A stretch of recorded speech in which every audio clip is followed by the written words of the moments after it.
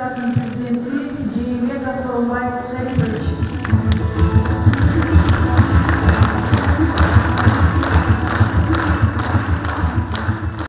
Урматтуу депутаттар, күн тартибиндеги кийинки маселеге өтсөк, сөз Кыргыз Республикасынын президенти Сооронбай Шарипович Жээнбековго берилет.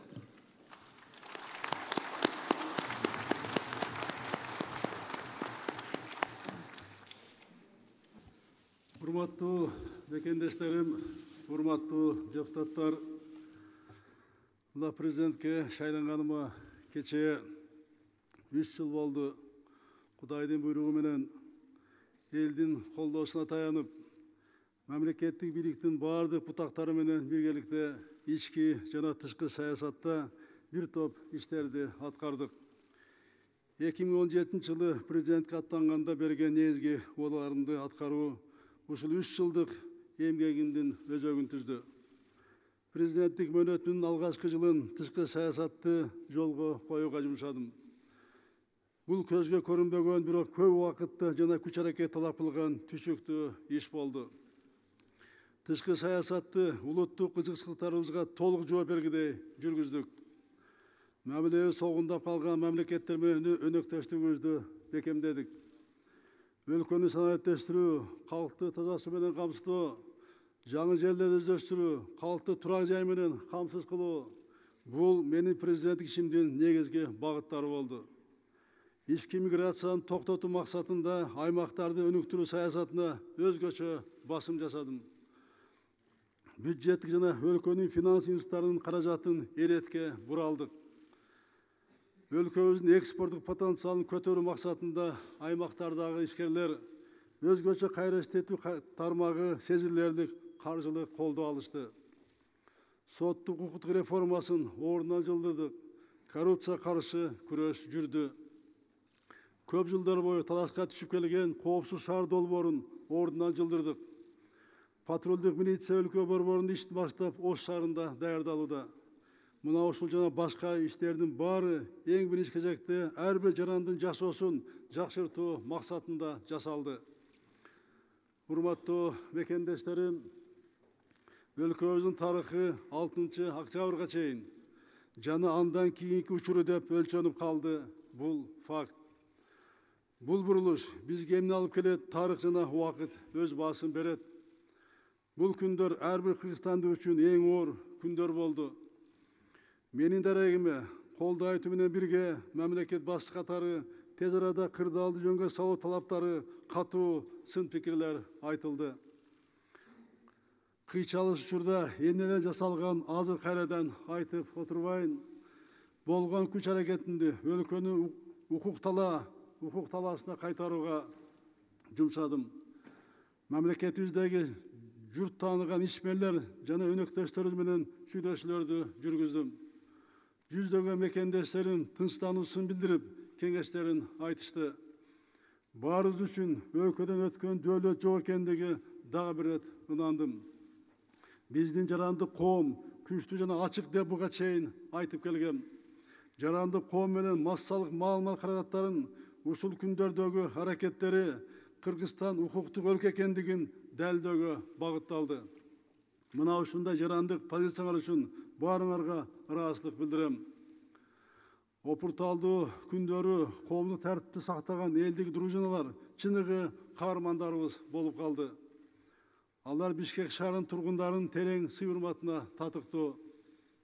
Учурдан пайдаланып, Кыргызстандын тагдырына кайдыгер карабаган өнөктөштөрүбүздүн, анын ичинде Россия Федерациясына, Казакстанга, Америка Кошмо Штаттарына, Великобританиянын, Бириккен Улуттар Уюмунун, Евробиримдиктин жана Түркманын жетекчилигине ыраазычылык билдирем. Урматтуу мекендештерим, мамлекет башына эң кыйын учур келгенде жоопкерчиликти таштап кетип калууга акысы жок деген элдин үнүн угуп, бул күндөрү болгон аракетимди жумшадым. Мен үчүн өлкөбүздүн бүтүндүгү, элибиздин биримдиги, коомубуздун ынтымагы бардык кызмат ордунан бийик. Мен үчүн ар бир жараныбыздын ден соолугу, ар бир мекендештин өмүрү баарынан кымбат. Өлкөбүздө тынчтыкты сактап калуу, елді бөліп жарбоо максатында президенттик кызматтан кетүү чечимин кабыл алдым. Албетте, бул чечим коомчулук тарабынан ар кандай кабыл алынууда. Бул туура чечим же жокпу, тарых жана убакыт таразалайт. Кудай алдында, кадырлуу журтум алдында менин жүзүм жарык. Ушул кырак, ушул кызматка жеткенге чейинки топтогон тажрыйбамды мындан ары да элим үчүн колдон келишинче жумшайм. Албетте, бүтпөй калган иштер калды. Буга ичиң ачпай койбойт. Аткарылуучу дагы милдеттер көп эле. Ар бир президенттин чоң кыялы, максаты болот экен. Менин амбициялуу максатым бул Кытай, Кыргызстан, Өзбекстан темир жолун куруу долбоор эле. Бул долбоор боюнча жогорку деңгээлдеги сүйлөшүүлөр болуп, саясий чечим кабыл алынган. Ушуга тиешелүү өлкө баштары менен сүйлөшүп, бул ишти баштаганбыз. Эксперттер ишке киришип, маселе ордунан жылган. Билесиздер, бул долбоор Кыргызстан үчүн, биздин келечек үчүн аба менен суудай керек. Бийликке келе жаткан азаматтарга ушул ишти улантуу аманатын калтырып кетип жатам. Кудайдын колдоосу менен ушул долбоордун ишке ашуусун тилейм, ийгилик каалайм. Урматтуу мекендештерим, иш болгон жерде кемчилик болду. Ал үчүн кадырман элим сиздерден мен кечирим сурайм. Ар бир мекендешиме ден соолук жана бакыт таалай тилейм. Ар бир үйдө жакшылыктар көп болсун. 3 жылдык ишимде мага сеним көрсөтүп келген мекендештериме, чогуш тешкен бардык бийлик бутактарына, мамлекеттик жана жергиликтүү органдарга, өзүмдүн аппаратыма, жарандык коомго жана медиа тармагына терең ыраазычылыгымды билдирем. Эки тизгин бир жылдықты колго алып жаткан жаңы бийликтин ишине ийгиликтерди каалайм. Садымды Козович, өзгөчө сизге Кудайым күч кубат берсин, ийгиликтер болсун.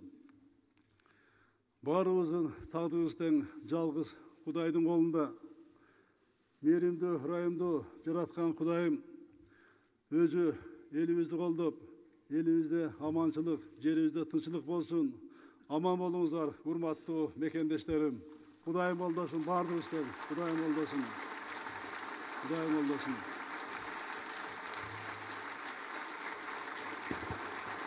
Рахмат. Рахмат. Урматтуу депутаттар, Кыргыз Республикасынын Конституциясынын 68 статьясынын 1 бөлүгүнө ылайык президент өз ыйгарым укуктарын мөөнөтүнөн мурда токтоткон учурда жаңы президент шайланганга чейин анын ыйгарым укуктарын Жогорку Кеңештин төрагасы аткарат. Учурдагы коомдук саясий кырдаалды эске алып, жана Кыргыз Республикасынын Жогорку Кеңешинин 6 чакырылышынын ыйгарым укуктарын юридикалык жактан аяктоо алдында тургандыгына байланыштуу Кыргыз Республикасынын президенттин милдетин аткаруу укугунан баш тартам. Мен өз убактымды, күч аракетимди Жогорку Кеңештин жумуштарына багыттап, жана Кыргыз Республикасынын Жогорку Кеңешинин жаңы шайлоосуна тиешелүү мыйзамдарды карап чыгып, аларды кыска мөөнөттө кабыл алууга болгон аракетимди көрүүгө туура чечтим.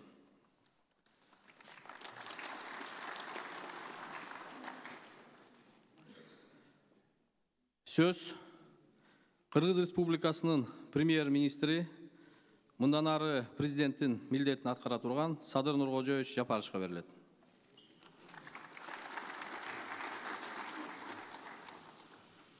Саламатсыздарбы, урматтуу мекендештер, урматтуу кыргызстандыктар.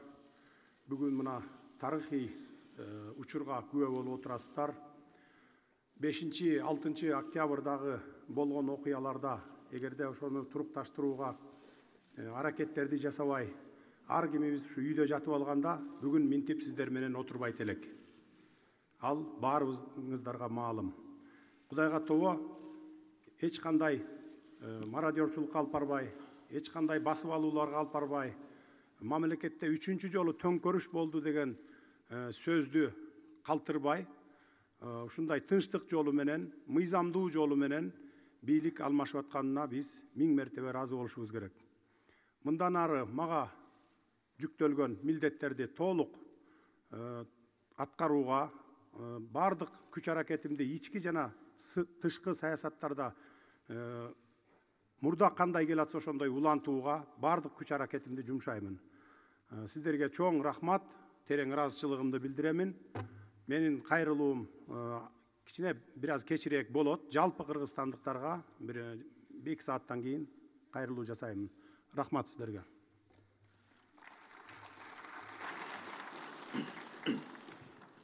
Рахмат. Урматтуу кыргызстандыктар, урматтуу депутаттар, шайлоонун жыйынтыгынан чыккан нааразычылык биздин өлкөдө бийлик алмашууга алып келди. 10 күндөн ашык токтолбой жаткан элдин нааразычылыгын басуу үчүн өлкөбүздүн президенти Сооронбай Шарипович Жээнбеков кечээ күнү өз ыктыяры менен ээлеген кызматынан баш тартты. Мындай оор чечимди Сооронбай Шарипович биздин өлкөдөгү элдин каны бөөдө төгүлүп кетпесин деп кабыл алынганы өзүнүн билдирүүсүнө жарыя кылды. Мындай кадамга ал элдин кызыкчылыгын өзүнүн кызыкчылыгынан артык көргөнү үчүн барды деп баалайм. Урматтуу Сооронбай Шарипович, бүгүн биз үчүн да, сиз үчүн да оор жана тарыхый күн болуп турат. Себеби жашообузду дайыма тарыхка айланчу убакыт, бат эле ак менен караны ордуна коюп, баарыбыз көрүп жүрөбүз. Тарых жана элибиз буга өз баасын берет. Бирок биз Сооронбай Жээнбеков элдин эсинде жаратман президент катары кабыл алат деп ишенимдүү айта алабыз. Мамлекет башчысы катары ал өлкөбүздү туруктуу социалдык экономикалык жактан өнүктүрүү үчүн бардык күч аракетин жумшады. Сооронбай Жээнбеков баштаган региондорду өнүктүрүү, санариптик трансформациялоо, элдин таза суу менен камсыз кылуу, ирригациялык системаларды куруу боюнча долбоорлордун алгачкы жемиштери көрүнө баштады. Коррупцияга каршы күрөш, соттук укуктук реформалар жүрүп жатат. Өлкөбүздүн экспорттук потенциалын көтөрүүгө багытталган салык реформасы орун алды. Жээнбеков тарабынан жүргүзүлгөн тышкы саясат ийгиликтүү болду. Коңшу мамлекеттер менен болгон мамилебиз бир кыйла жакшырды. Өлкөбүздү, элибизди канга боебой, кызматтан өз ыктыяры менен баш тарткан эске алып, биздин мыйзамда экс өлкө башчылары үчүн каралган кепилдиктер Сооронбай Шариповичке ыйгарылса туура болот деп эсептейм. Себеби бийликке нааразы болгон эл президентти кетсин деп көчөдө талап коюп жатканда, биздин мурдагы президенттерибиздей болбой, Сооронбай Шарипович өз өлкөсүнөн, элинен качып кеткен жок. Ал өлкөдөн качпагандыктан президенттин бийлиги легитимдүүлүгүн жоготпой, бизде толук кандуу парламент, мыйзам астында толук кандуу жооптуу өкмөт иштеп, мамлекетибиз тез эле укуктук мукка кайра толук кандуу бурулду. Урматтуу мекендештер, Сооронбай Шарипович Жээнбеков бүгүн президенттик кызматтан чоң кадыр баркы менен башын бийик көтөрүп кетүүдө.